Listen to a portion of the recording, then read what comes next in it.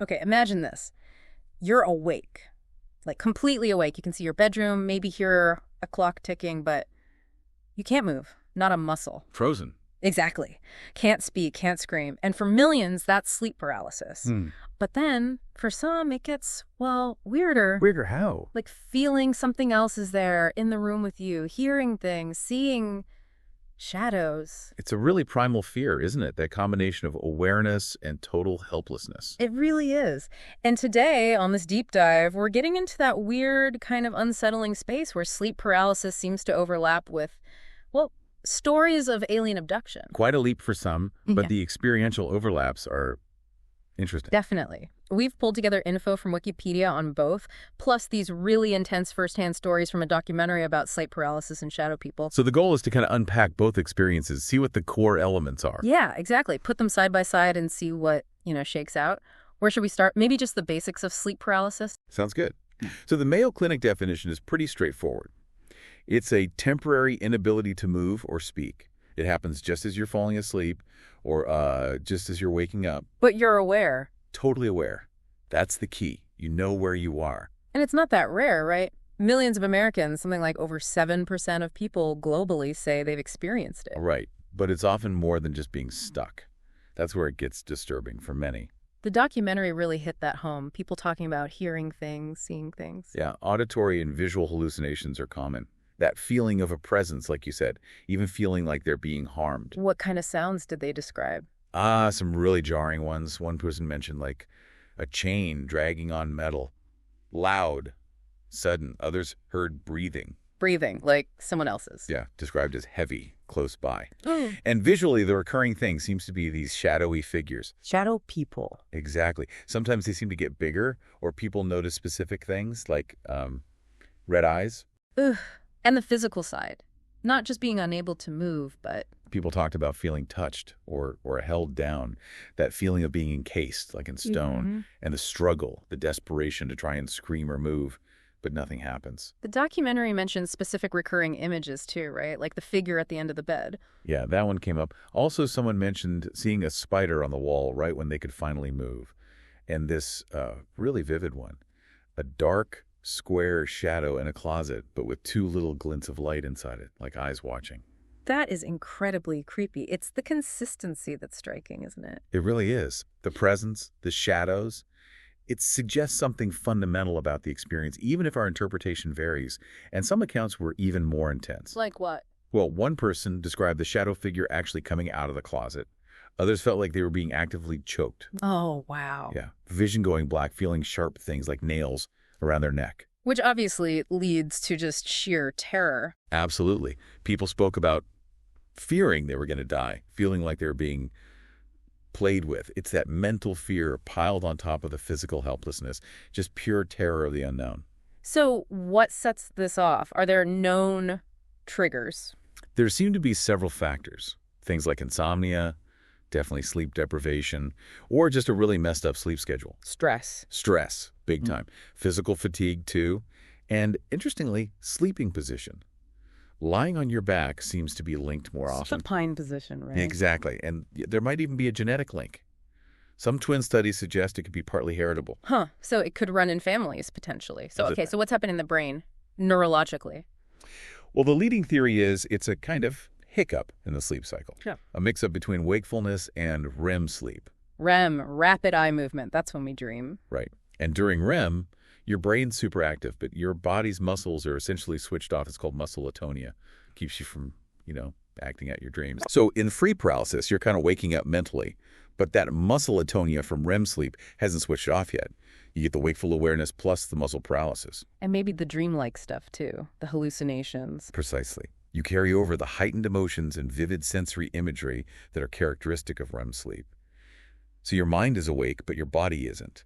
And you might still be experiencing dream remnants. To make a certain kind of sense, your brain's awake, body's asleep, wires crossed. Kind of. And add to that, your brain's threat detection system, the amygdala, might be kicking into overdrive. Your internal alarm system. Yeah, so he starts screaming, danger! Yeah.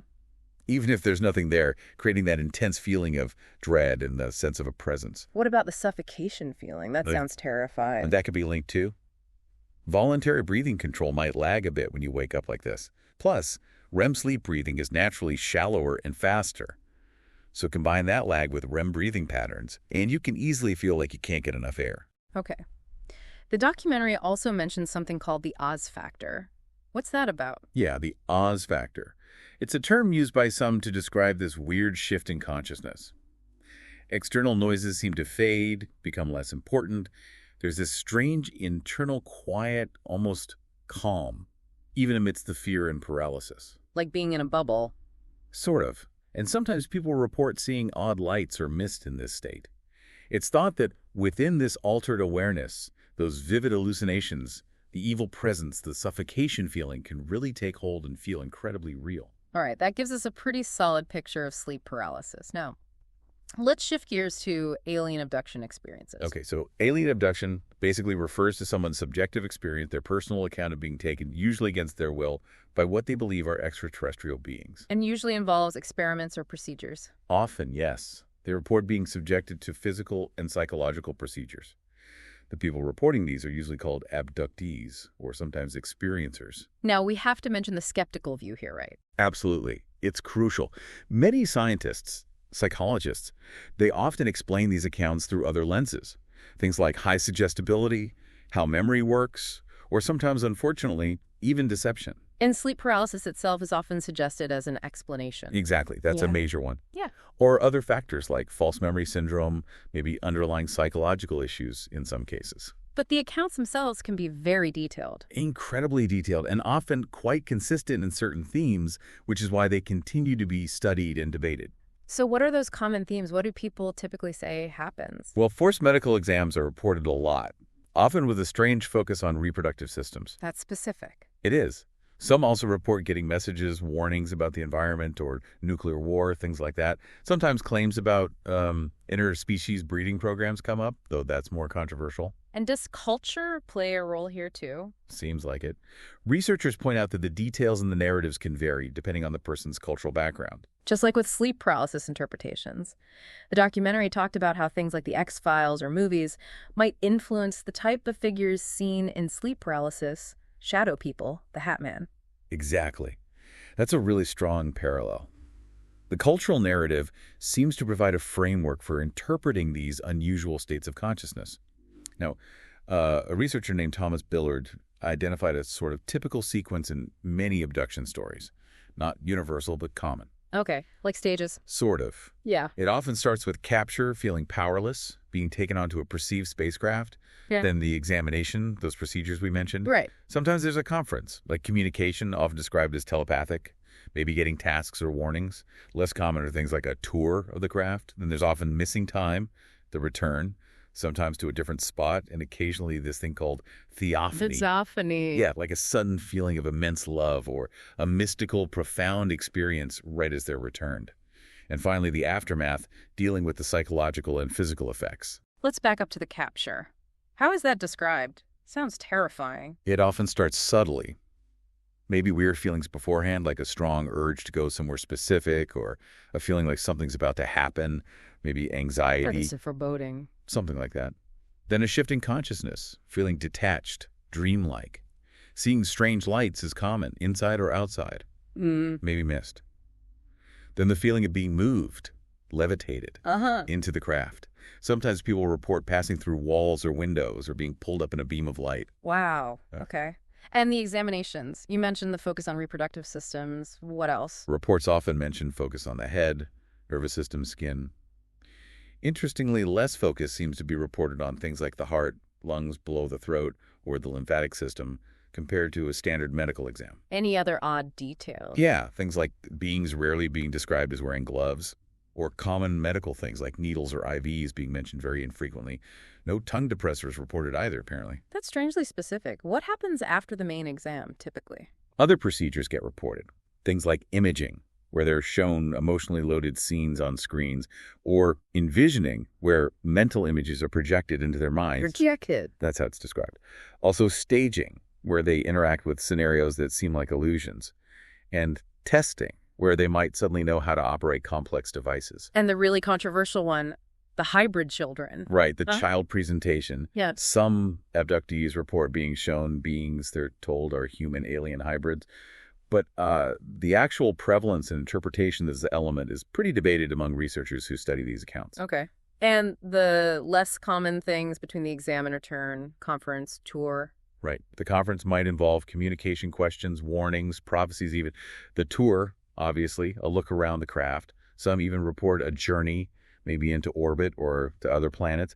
And that theophany, the intense positive feeling, while not universal, can be a really powerful part for those who report it. And the return, how does that usually play out? Often there isn't an immediate clear memory. The realization comes later, maybe noticing time is missing, the clock is wrong, it's suddenly much later. That missing time phenomena. Right. Sometimes there are small anomalies, finding themselves in a slightly different place or clothes on wrong, backwards maybe. And then there's what researcher John Miller called the realization event, the moment or process where the person comes to believe, I was abducted. Okay, so we've got sleep paralysis, internal, neurological, often terrifying hallucinations, and alien abduction reported as external, narrative-driven, involving travel and procedures. Let's really put them head-to-head now. Similarities first. The immobility is the big obvious one, right? Definitely. Core to sleep paralysis, and so often reported in that initial capture phase of abduction stories. You can't move. Can't resist. And then the sense of presence. That feeling someone or something is right there, often feeling threatening. That's huge in both. Huge. And the visual stuff. Yeah, overlap there too. Shadowy figures in sleep paralysis. Descriptions of alien beings in abduction reports. Strange lights reported in both contexts. You mentioned the red eyes in the documentary. Right. Which sometimes pops up in descriptions of certain alleged alien types too, the glowing eyes idea. And that tall thing someone heard breathing in sleep paralysis, you could see how that might map onto descriptions of tall, thin alien figures for someone interpreting it that way. Makes sense. What about sounds? Auditory overlaps too. Weird noises, voices may be heard normally, maybe perceived telepathically in abduction accounts.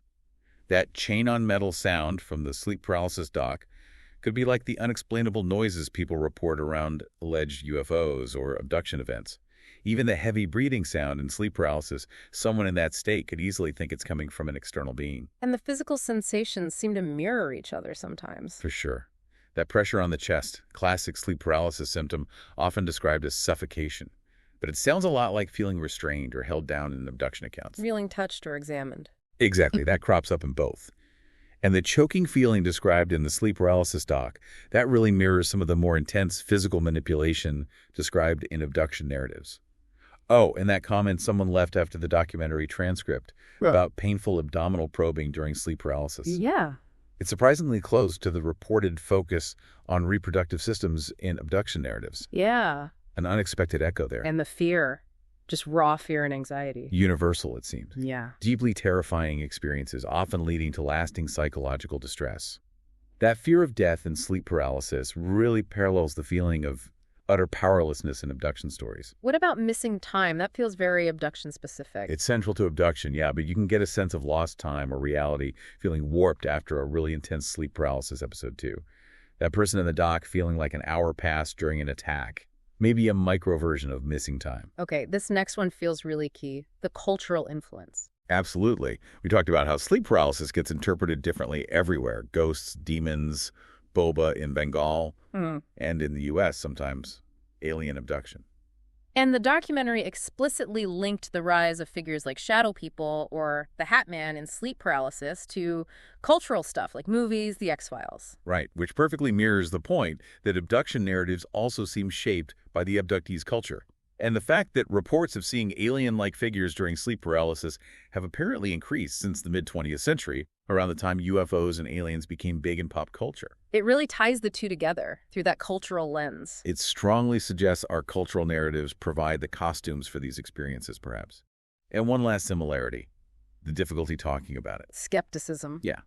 People experiencing intense sleep paralysis, especially with vivid hallucinations, and people reporting abductions often face disbelief, making it hard to share what happened. Okay, compelling overlaps. But they aren't the same thing. What are the crucial differences? I think the narrative complexity is a big one. Abduction accounts usually have that structure. Capture, exam, maybe communication, return. It's a story arc. Yeah. Sleep paralysis is often more focused on the immediate sensory horror, less of a sequential plot. Right, more of a state than a story. Exactly. And the environment. Abduction stories usually involve being taken somewhere else, a ship, another place. Sleep paralysis happens right there in your bed, your familiar room. Although, didn't someone in the doc say they felt like they were somewhere else during it? You did, yeah. So that line can blur a bit subjectively, but generally the perceived location is a key difference. What about hypnosis? That's a major difference in how the experiences are often explored afterwards. Hypnosis is used a lot to try and recover abduction memories. Which is controversial. Very. Skeptics argue it can easily create or shape memories rather than recover them. Hypnosis isn't really a standard tool for understanding the core sleep paralysis experience itself, though may be used therapeutically for related anxiety. And the fundamental belief about where it comes from, internal versus external. That's probably the biggest divide.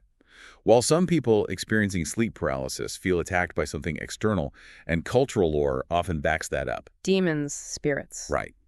But the dominant scientific view is that it's internal neurological, psychological, a brain event. Abduction claims, however, fundamentally propose an external cause, actual extraterrestrials.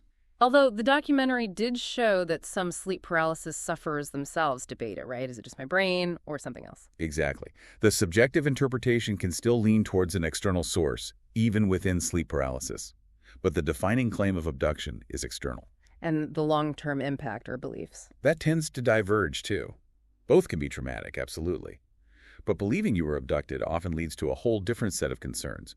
Ongoing alien contact, implants, hybrid theories, government conspiracies, things not typically associated with understanding sleep paralysis as a sleep disorder. Right, a whole different belief system can grow around it. A very different framework for understanding what happened and what it means.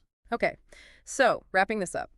It's been fascinating. We've seen these really striking overlaps. The immobility, the sense of presence, the bizarre sensory stuff in both sleep paralysis and these alleged abduction experiences. And it seems undeniable that our cultural backdrop heavily influences how we interpret these weird states. Shadow people, Hat Man, gray aliens. The imagery seems to draw from our shared pool of stories and fears. Yeah. Science gives us a framework for sleep paralysis rooted in brain function and sleep cycles, but the sheer intensity and personal reality of these experiences for both groups. It leaves questions, doesn't it? The vividness, the consistency, sometimes like that Hat Man figure appearing across different accounts. Yeah. It keeps the door open for wondering if there's more to it than just misfiring neurons. Definitely. So a final thought for you listening. Think about how your own background, your beliefs, your culture might shape how you'd interpret something really strange or scary happening in that fuzzy zone between waking and sleeping. Are these experiences, as some might suggest, maybe glimpses behind the veil? Or are they just incredibly powerful projections of our own minds wrestling with unusual physiological states? That line between external perception and internal generation, it can be much blurrier than we think. Exploring that boundary might tell us a lot, not just about these phenomena, but maybe about consciousness itself and the mysteries just beyond what we think we know.